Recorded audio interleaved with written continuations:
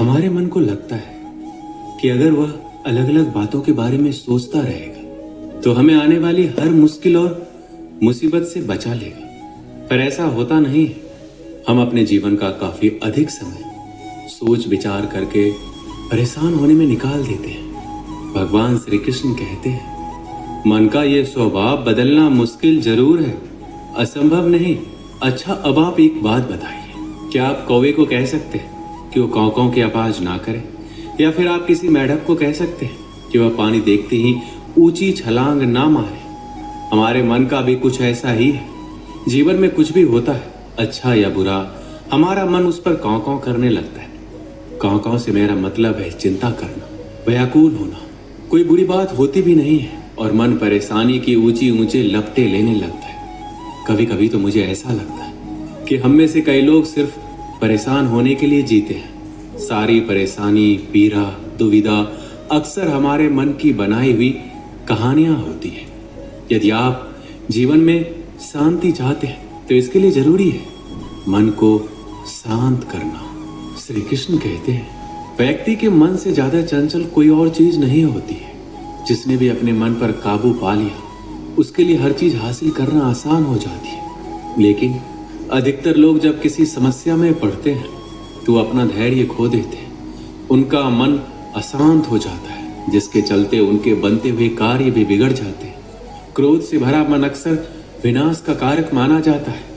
इसलिए कोशिश करें कि चाहे कितनी भी कठिन परिस्थिति में आप क्यों ना हो, लेकिन अपने मन में धैर्य और शांति बनाए रखें। अधिकतर इंसान गुस्से में कोई ऐसा निर्णय ले लेता है जिसका पछतावा उसे तब होता है जब उसका मन शांत हो जाता है, लेकिन तब तक परिस्थिति बिगड़ जाती है। इसके बाद आप चाहे कितना ही उसको सुधारने की कोशिश क्यों ना करें, उसमें सुधार नहीं किया जा सकता। इसलिए पछतावा से बेहतर है कि आप अपने मन को शांत रखें। श्री कृष्ण कहते हैं, भले ही बाहर कितना ही शोर क्यों ना हो, लेकिन अपने अंदर शांति रखें। शांति की शुरुआत मुस्कान से होती है। शांति भीतर से आती है, इसे बाहर मत खोजो।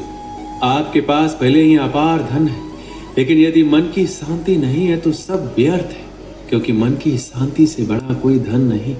चाहे मन की शांति हो या चिंताओं से मन अशांत हो, लेकिन आपने अब तक जो भी हासिल किया वो अमूल्य है। मन की शांति को समझना है तो शोर नहीं, गौर करें। शांति से विश्वास बढ़ता है और अशांति से अविश्वास। जो व्यक्ति भविष्य के बारे में सोचता है वो हमेशा चिंता में रहता है। जो गुजरे हुए कल के बारे में सोचता है वो दुखी रहता है, लेकिन जो शांत मन का होता है वो सिर्फ वर्तमान में जीता है। हमेशा अपने दिल की सुनिए, आप एक अलग से सुकून पाएंगे। जीवन की उलझनें हमारे मन को परेशान करती रहती है। हम कितना भी बचे पर बाहर का शोर शायद कम ना हो, लेकिन थोड़े से प्रयास से मन की शांति पाना संभव हो जाता है। ये तब संभव होता है जब आपके सामने कोई भी कठिनाइयां हो, उसका सामना करने के लिए जब आप हमेशा तैयार रहते हैं। जिसे नियंत्रित नहीं किया जा सकता उसे स्वीकार करने से मन की शांति मिलती है। खुद की गलती स्वीकारना और दूसरों को क्षमा करना मन की शांति प्रदान करता है। जब भी मन अशांत हो, सोचे अभी जो हो रहा है वह हमेशा के लिए नहीं रहेगा। अगर आप कुछ अच्छा कर सकते हैं तो अपने आप में बदलाव लाएं। यदि नहीं बदल सकते तो इसे स्वीकार करने की आदत डालें। हो सकता है इसमें समय लगे, लेकिन जैसे जैसे ये अधिक स्वाभाविक होता जाएगा आप अपने आप को अधिक शांति का अनुभव करने लगेंगे। शांति पाने की कोशिश मत करो, बल्कि अशांति को स्वीकार कर लो। आपको शांति मिल जाएगी। उसके बाद दुनिया में कोई भी आपको अशांत नहीं कर सकता, क्योंकि जब आप अशांति के लिए राजी हैं तो कौन आपको अशांत कर सकता है?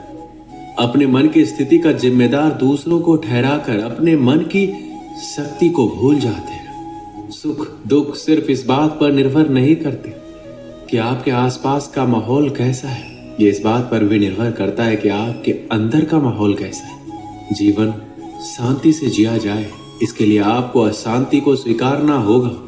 शांति की तो रोटी अशांति के पकवानों से 1000 गुना बेहतर है। एक शांत प्रिय व्यक्ति के पास जो भी है वो उसमें खुश रहता है, लेकिन जिसके मन में अशांति है वो कोई भी वस्तु पाने के बाद भी खुश नहीं रहेगा। श्री कृष्ण कहते हैं जीवन का मार्ग टेढ़ा मेढ़ा कांटों से भरा है। जीवन कोई फूलों की सेज नहीं है जो आसानी से पार हो जाए। हमें ऐसी उतार चढ़ाव के जीवन में स्वयं को कैसे आगे बढ़ाना है, यही विचारणीय है। परिस्थितियां तो आपको हंसाएगी भी रुलाएगी भी, पर अपने संतुलन को नहीं खोना। हर स्थिति परिस्थिति का सामना करते हुए चलते चले जाओ। भगवान कृष्ण ने गीता में यही उपदेश दिए हैं कि विपरीत परिस्थितियों में भी संतुलन बनाकर जीवन के मार्ग पर कैसे बढ़ते जाना है। पहली बात तो यही है कि अपने नियमों में दृढ़ बनिए, अनुशासन का पालन कीजिए और छोटी छोटी बातों में उलझकर समय व्यर्थ नहीं कीजिए। ये समझिए कि जीवन बहुत मूल्यवान है। जो समय निकल गया वह लौट कर नहीं आ सकता, इसलिए व्यर्थ की बातों में अपना समय और शक्ति बर्बाद ना करें। अपने जीवन का कोई एक लक्ष्य निर्धारित कीजिए, क्योंकि लक्ष्यहीन जीवन का कोई मूल्य नहीं है। जब आपके सामने कोई लक्ष्य होता है तो व्यक्ति को दिशा भी मिलती है और कुछ करने का उत्साह भी।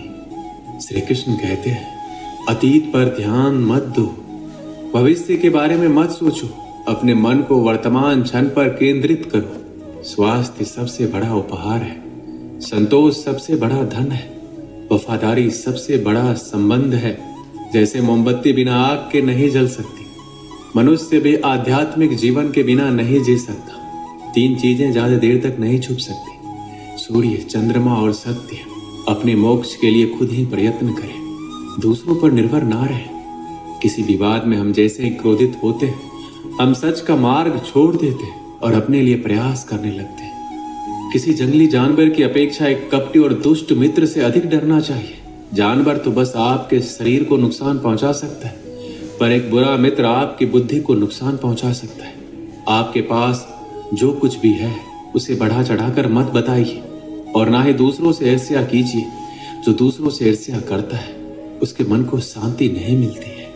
वह जो 50 लोगों से प्रेम करता है उसके 50 संकट हैं। वो जो किसी से प्रेम नहीं करता उसके एक भी संकट नहीं है। क्रोध को पाले रखना गर्म कोयले को किसी और पर फेंकने की नीयत से पकड़े रहने के समान है। इसमें आप ही जलते हैं। एक बार एक लड़का एक महात्मा के पास जाकर कहता है मेरे जीवन में बहुत अशांति है, कृपया करके आप मेरा मार्गदर्शन कीजिए जिससे कि मैं इस अशांति से छुटकारा पा सकूं। महात्मा लड़के से जीवन के अशांति का कारण पूछते हैं। लड़का उत्तर देता है अत्यधिक विचारों के कारण मेरे भीतर बहुत सारे विचार आते हैं जिससे मेरा मन अशांत रहता है। महात्मा मुस्कुराते हुए कहते हैं ऊपर आकाश की ओर देखो और बताओ कि तुम्हें सूर्य दिख रहा है। लड़का ऊपर देखता है और कहता है धूप दिख रहा है। महात्मा उससे पूछते हैं कि अगर तुम लगातार धूप में खड़े रहोगे तब क्या होगा। वह कहता है मुझे अत्यधिक गर्मी लगेगी और शरीर में बेचैनी होगी।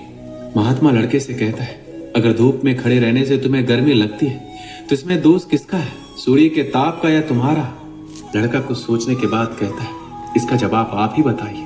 महात्मा कहते हैं सूर्य का काम है ताप देना और ताप का काम है गर्मी लगना। ऐसे में तो दोष तुम्हारा ही है। तुम धूप में जाकर खड़े हो जिससे कि तुम्हें गर्मी लगी। तुम्हें अगर शीतलता चाहिए तो तुम्हें छांव में रहना होगा।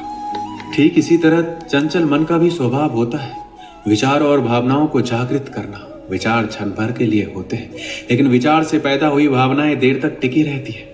लेकिन ये तुम्हें निर्णय लेना है कि तुम्हें विचार और भावनाओं के साथ चलना है या अलग दिशा बनानी है। दोस्तों इस वीडियो में बस इतना।